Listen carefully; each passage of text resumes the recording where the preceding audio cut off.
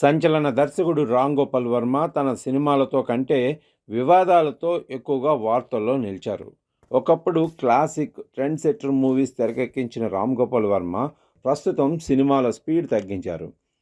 దర్శకుడిగా ఒక వెలిగిన ఆర్జీవి ఇప్పుడు అంతగా సక్సెస్లు అందుకోలేకపోతున్నారు. ఆయన ఏం చేసినా అది ఒక పెద్ద వార్తే అవుతుంది. వివాదం లేకుండా వర్మ ఉండలేరు అని కొందరు కామెంట్స్ చేస్తున్నారు. సినిమాలతోనే కాదు, తన వ్యాఖ్యలతో వార్తల్లో నిలవడం అనేది వర్మకే సాధ్యం. తాజాగా రామ్ గోపాల్ వర్మ చేసిన కామెంట్స్ ఇప్పుడు వైరల్గా మారాయి.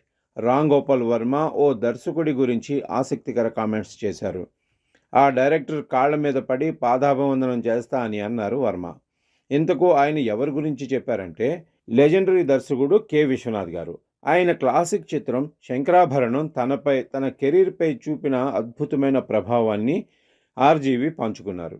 వేటగాడు, అడవిరాముడు, డ్రైవర్ రాముడు వంటి కమర్షియల్ చిత్రాలు ఆధిపత్యం చెలాయించే సమయంలో శంకరాభరణం విడుదలైంది. అది సాంప్రదాయబద్ధమైన సంగీతంతో, శంకరశాస్త్రి, మంజు భార్గవి వంటి పాత్రలతో ప్రేక్షకులందరినీ, ముఖ్యంగా తనలాంటి విద్యార్థులను అబ్బురపరిచిందని ఆర్జీవి వివరించారు. ఆ సినిమా కేవలం ఒక కళాఖండం కాదని, సాంప్రదాయానికి, భారతీయ సంస్కృతికి ఒక ప్రత్యక్ష నిదర్శనమని రామ్ గోపాల్ వర్మ తెలిపారు. ఆచారానికి మరో పేరేంటి అంటే శంకరాభరణం అని ఆయన పేర్కొన్నారు.